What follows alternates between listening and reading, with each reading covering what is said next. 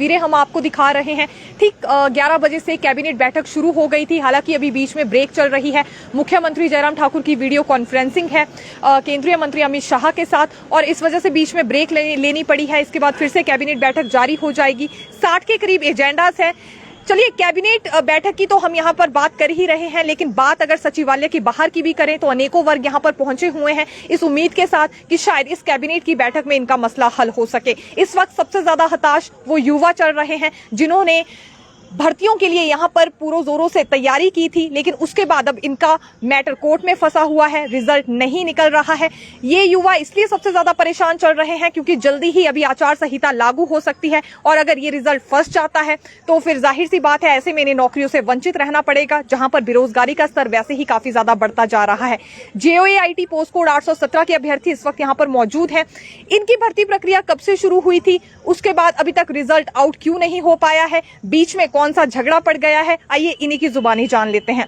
Sir, स्वागत है आपका दिव्य हिमाचल में। नमस्कार जी। जी सर, आज जेओए आईटी पोस्ट कोड 817 के अभ्यर्थी यहाँ पर पहुंचे हैं। फिलहाल किससे अभी तक मुलाकात कर चुके हैं, और विस्तार से थोड़ी सी अपनी समस्या के बारे में जानकारी दीजिए।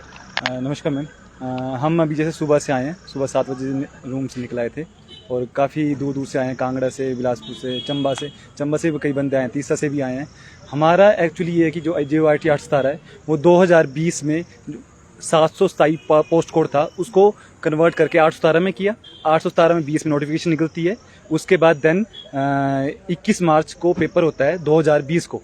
21 मार्च 2020 को 2021 को पेपर होता है। उसके बाद 1 जुलाई को रिजल्ट आता है। उसके बाद टाइपिंग स्टार्ट होती है 14 जुलाई को। 14 जुलाई के बाद फिर स्टे लगता है हाई कोर्ट में, जो भी लिटिगेशन में जाता है मामला।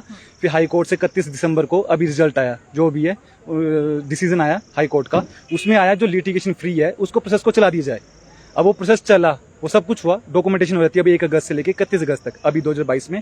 अब हमारा एक ही निवेदन है सर, इस सरकार से भी, इन जितने भी जो भी मतलब हमारे वोट जो हमारे मतलब समर्थक है, हम ये चाहते हैं कि गवर्नमेंट ये प्रेशर बनाए आगे, या कुछ काम करे कि हमारा रिजल्ट निकाल दें जितनी लिटिगेशन फ्री है। और हम सुबह सीएम से भी मिले हैं सर से, उन सर से भी बात की। सर ने बोला कि हमारा काम करेंगे, अब देखते कितना काम होता है। चलिए ठीक है, क्योंकि काफी अरसे से आप ये मांग कर रहे हैं रिजल्ट आउट हो जाना चाहिए। फिलहाल ये पेज कहाँ पर फंसा है, रिजल्ट आउट क्यों नहीं हो पा रहा है? ये तो हमें भी नहीं पता, ये तो अब गवर्नमेंट जाने और कमीशन बता सकते हैं कि कहाँ पे पेज लगा और कहाँ पे ये जो भी है सोल्व नहीं हो पा रहा है। अभी 556 पोस्ट कोड को लेकर जो फिलहाल कोर्ट की ओर से रिप्लाई यहाँ पर सामने आया था, उसे आप किस तरह से देखते हैं? जो 556 का हाई कोर्ट से आया था वो तो हाई कोर्ट का डिसीजन है। आप ये हम भी जानते हैं, सब जानते हैं कि न्यायपालिका सबका ध्यान रखती है। वो हमारा भी रखा ध्यान, उन्होंने जिनका भी उनको लगा उनका भी ध्यान रखा उन्होंने। जो उनको ठीक लगा उस हिसाब से उन्होंने डिसीजन दिया, कॉन्स्टिट्यूशन के हिसाब से। हमने कभी कुछ नहीं बोला उसके बारे में। हम इतना चाहते हैं कि आगे जो प्रोसेस चल रहा है कि जिसमें भी गवर्नमेंट जितनी सीटों में रिजल्ट देना जितना करना चाहती है, बस हमें रिजल्ट दे दे। हमें एटलीस्ट पता चले कि हम नदी के किस पार में हैं, या तैर गए हैं या फिर मतलब डूब चुके हैं। चलिए ठीक है, अभी फिलहाल रिजल्ट आउट होने का कितने अभ्यर्थी यहाँ पर इंतजार कर रहे हैं? ये कुल कितनी संख्या है आपकी? 1401 पोस्टें हैं, उसके लिए डॉक्यूमेंटेशन हुई है, उनके लिए रिजल्ट आएगा। और उसमें जो कैंडिडेट बुलाए गए थे वो 4300 बुलाए गए थे टोटल कैंडिडेट। तो उनके लिए हम आज मिले हैं सर से कि एटलीस्ट उनमें जितने बच्चे रह रहे हैं वो आगे तैयारी कर सकते हैं, और आगे जो अदर पोस्ट कोड्स हैं वो उनकी भी बंदे तैयारी करेंगे। और हम चाहते हैं कि हमारे ये बस रिजल्ट निकले, ये वाला 1400 पे। यहाँ पर तमाम भर्तियां सरकार की ओर से निकाली जाती हैं, उसके बाद ये देखने में आता है कि कोर्ट की ओर से स्टे लगाया जाता है, फिर सालों सालों तक वो मामले कोर्ट में चलते हैं। युवाओं के ऊपर इसका किस तरह का इम्पैक्ट पड़ रहा है? आप यही देख लो कि युवाओं पे क्या इम्पैक्ट करेगा, जब वो अभी तक आई थिंक अभी तक 4 या 5 कोड आ चुके हैं, पोस्ट कोड आ चुके हैं जेओए के, और इसी ड्यूरेशन में एक का भी रिजल्ट अभी तक फाइनल आया नहीं है। आप खुद सोचो कि अगर आपको जॉब नहीं मिल रहा, आपको घर में खाने के लिए नहीं होगा, तो आप किस उसमें होंगे, किस सिचुएशन में होंगे? जिस सिचुएशन में, जिस एज में बंदे को अपना आगे काम करना चाहिए, कुछ करना चाहिए, वो अभी भी पढ़ाई कर रहा है और यहाँ पे धक्के खा रहा है। दूर दूर से आ रहे हैं। कितनी दफा आप मुलाकात कर चुके हैं यहाँ पर सरकारी अधिकारियों से भी और बाकी मंत्रीगणों से भी, अगर हम बात करें? 5-6 बार तो कर चुके, कई बार कर चुके हैं।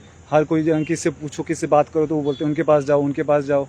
तो हमें तो कुछ समझ में नहीं आ रहा। अभी हम आज सुबह सीएम सर से मिले, उन्होंने काफ़ी आश्वासन दिया है कि आपका काम होगा और जल्दी होगा। और हमारी भी रिक्वेस्ट यही है सर से कि जल्दी जल्दी हमारा रिजल्ट निकाल दिया जाए। ठीक है सर, आचार संहिता जल्दी ही लग सकती है, ऐसे में भर्ती फिर लंबे समय के लिए लटक सकती है। किस तरह का रिस्पॉन्स आज मिला है और किस तरह से इस पूरी बात को देख रहे हैं? मैम, अब रिस्पांस तो आने वाला टाइम ही बताएगा, अगले 2-3 दिन की हमें क्या रिस्पांस मिलता है और कमीशन की तरफ से क्या गाइडलाइन आती है, रिजल्ट वो निकालते हैं कि नहीं निकालते हैं। क्योंकि JOIT 817 पिछले 3 साल से फंसा हुआ है। ऐसा नहीं है कि अगर मान लो ये एक क्वालिफिकेशन बोलते हैं, JOIT 903 का रिजल्ट ये नहीं निकाल पा रहे हैं, JOIT 939 का रिजल्ट ये नहीं निकाल पा रहे हैं, कभी एक स्टे होता है, दूसरा स्टे होता है, तो बार बार ये सारी चीज़ें चल रही हैं, तो इससे हरासमेंट बहुत ज़्यादा हो रही है।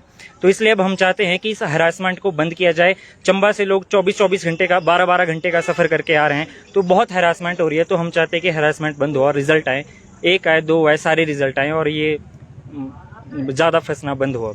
ठीक है, अब इसके बाद भी अगर रिजल्ट आउट नहीं होता है, क्योंकि जल्दी ही, जैसा कि एक चीज़ हम बार बार दोहरा रहे हैं, आचार संहिता लागू हो सकती है, तो क्या कदम आपकी ओर से उठाया जाएगा? काफ़ी संख्या में है क्योंकि आप लोग। मैम, हम तो कदम पिछले 2 सालों से उठाए रहे हैं। एक बार शिमला में हम 3 से 4 बार हम शिमला में आ चुके हैं। एक हड़ताल हमने कमीशन के बाहर करी, जहाँ भी हम 4 से 5 दिन लगातार दिन रात वहाँ पर हमारे साथी रुके हैं। तो बस करते रहेंगे। हम तो यही चाहते हैं कि जब तक रिजल्ट नहीं आएगा हम क्या कर सकते हैं, हम तो ये डिमांड कर सकते हैं कि हमारा रिजल्ट निकालें, और जब तक रिजल्ट नहीं आएगा तब तक हम ये डिमांड करते रहेंगे। अच्छा, पोस्ट कोड 556 का कितना इम्पैक्ट इस भर्ती में देखते हैं? मैम, अब ये तो हमें नहीं मालूम, क्योंकि ये सब बहुत ही लॉ वाली बातें हैं। तो ये तो जो लॉ ऑफिसर वगैरह जो सारे हैं वो हमें इन चीज़ों की क्लैरिटी देंगे।